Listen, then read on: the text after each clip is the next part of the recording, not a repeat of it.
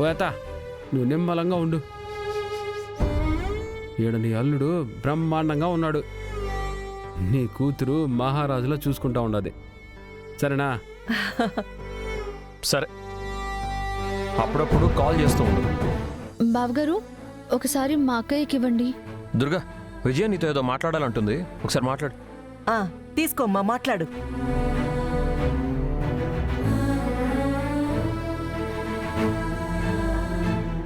తనేదో పర్సనల్గా మాట్లాడాలనుకుంటా.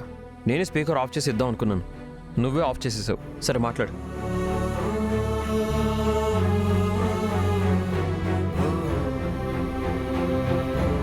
హలో అక్క, నేను ఇలా ఎందుకు చెప్తున్నానో నీకు అర్థమయ్యే ఉంటుంది.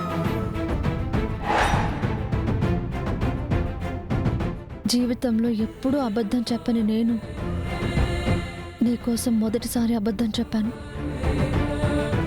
అది నీకు గుర్తుంటే చాలు. చిరంజీవి మీద కోపంతో నువ్వు ఆ ఇంట్లో వాళ్ళకి శత్రువు కావద్దు. ఎలాగో మేము బయటకు వచ్చేసాం కదా, కనీసం ఇప్పుడైనా నువ్వు బావతో సంతోషంగా ఉండు. అంతకంటే నేను కోరుకునేదేమీ లేదు. ఉంటానక్క.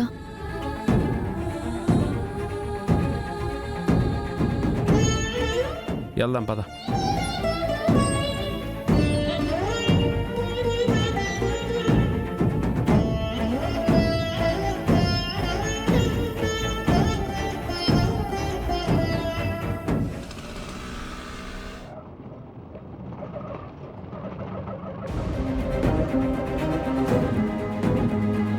టూలెట్ బోర్డు ఉండదు పాపా.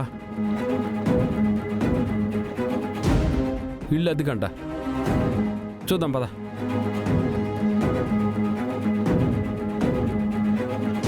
అమ్మా ఎవరైనా ఉండారా? అమ్మా వస్తున్నాను. నమస్తే అమ్మా.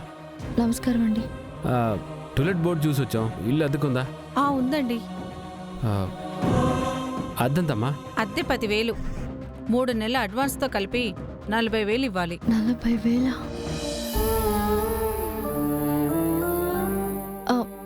ముందు ఒక 5,000 ఇస్తాం, మిగిలింది తర్వాత కడతామండి. 5,000కి ఇల్లు ఎవరిస్తారమ్మా? ఈ రోజుల్లో 5,000కి అద్దెల్లు వస్తుందా?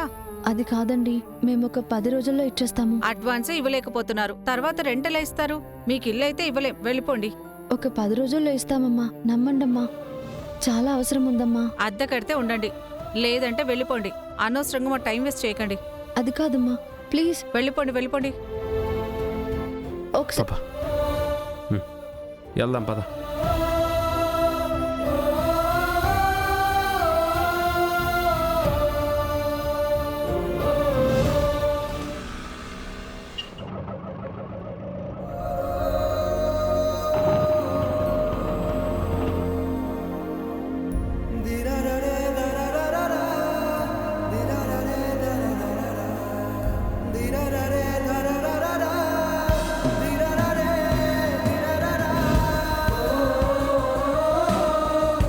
పాపా ఏడా ఇల్లు దొరకట్లేదు, ఏం చేద్దాం?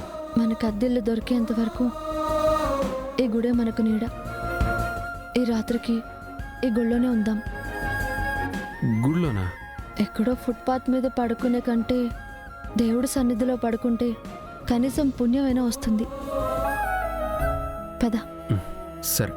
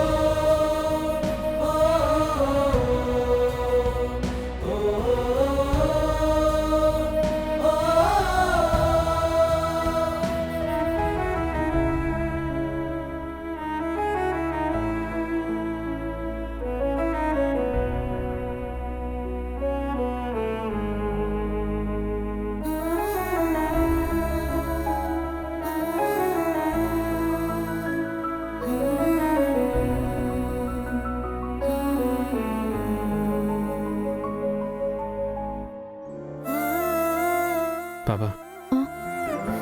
పొద్దు నుంచి ఏమీ తినలేదు. ఏమన్నా తీసుకురమ్మంటావా? ఆ, నాకు ఆకలిగా లేదు. నీకు ఆకలిగా ఉంటే వెళ్ళి తీసుకురా. మనసు బాగాలేకపోతే ఆకలి చచ్చిపోద్దంటారా? నిజమేనేమో.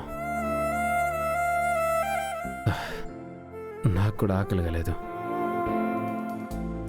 సర్లే, ఈ రాత్రికి ఏడ పడుకొని రేపేదో ఒక ఇల్లు చూసుకుందాం.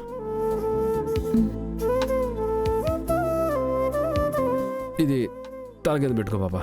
ఎవరో ఎవరికి ఎవరో నువ్వు కూడా పడుకో. ఏమవుతారో నీతో అక్కడ వరకు నిలిచేదెవరో ఎవరో ఎవరికి ఎవరో ఏమో ఏమవుతారో నీతో అక్కడ వరకు నిలిచేదెవరో. గుట్టుగా ఇంట్లో ఉండేది పాప నా వల్ల ఇట్టంతా కష్టపడతా ఉండదు.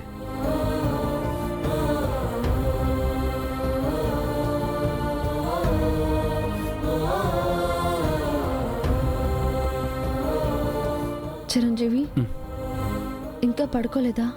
ఒంటరిగా నువ్వు పడుకొని ఉండవు కదా పాప, అందుకే నేను కూర్చొని ఉంటాను. నా కోసం మేలుకొని ఉంటావా? వద్దు, పడుకో. 2 రోజుల నుంచి సరిగ్గా నిద్ర కూడా లేదు నీకు. లేదులే పాప, నువ్వు పడుకో. నాకు నిద్ర రావడం లేదు. ఎందుకు నిద్ర రాదు? ప్రశాంతంగా నిద్రపోతేనే. రేపు మనకి చాలా పనుంది. ఊరంతా తిరగాలి, ఏదో ఒక ఇల్లు వెతుక్కోవాలి.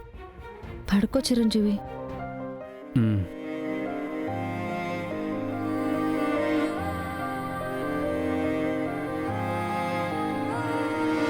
కనులు కనులు కలిసున్నాయి, మనసు మనసు వేరయ్యాయి, అడుగు అడుగు అడ్డయ్యాయి, దారులు రెండై విడిపోయాయి.